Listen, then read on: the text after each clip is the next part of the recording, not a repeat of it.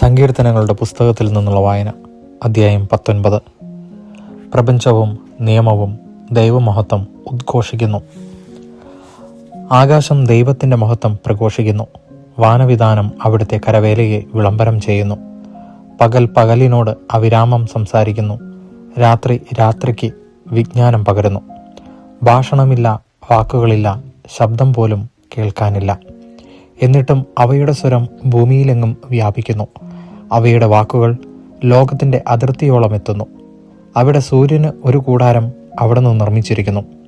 മണവറയിൽ നിന്നും മണവാളൻ എന്ന പോലെ സൂര്യൻ അതിൽ നിന്ന് പുറത്തു വരുന്നു. മല്ലനെ പോലെ പ്രസന്നതയോടെ അവൻ ഓട്ടം ആരംഭിക്കുന്നു.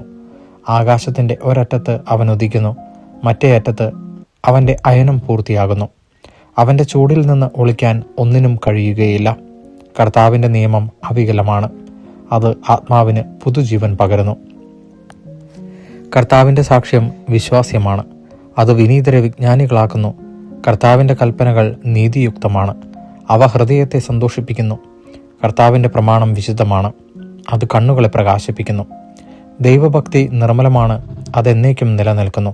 കർത്താവിൻ്റെ വിധികൾ സത്യമാണ്, അവ തികച്ചും നീതിപൂർണമാണ്. അവ പൊന്നിനെയും തങ്കത്തെയും കാൾ അഭികാമ്യമാണ്, അവ തേനിനെയും തേൻകട്ടയെയും കാൾ മധുരമാണ്. അവ തന്നെയാണ് ഈ ദാസനെ പ്രബോധിപ്പിക്കുന്നത്.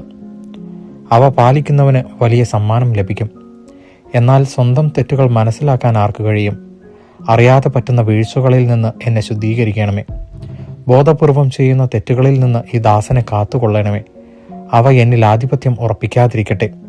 അപ്പോൾ ഞാൻ നിർമ്മലനായിരിക്കും, മഹാ അപരാധങ്ങളിൽ നിന്ന് ഞാൻ വിമുക്തനായിരിക്കും. എൻ്റെ അഭയശിലയും വിമോചകനുമായ കർത്താവെ, എൻ്റെ അധരങ്ങളിലെ വാക്കുകളും ഹൃദയത്തിലെ വിചാരങ്ങളും അങ്ങയുടെ ദൃഷ്ടിയിൽ സ്വീകാര്യമാകട്ടെ. ദൈവവചനമാണ് നാം കേട്ടത്.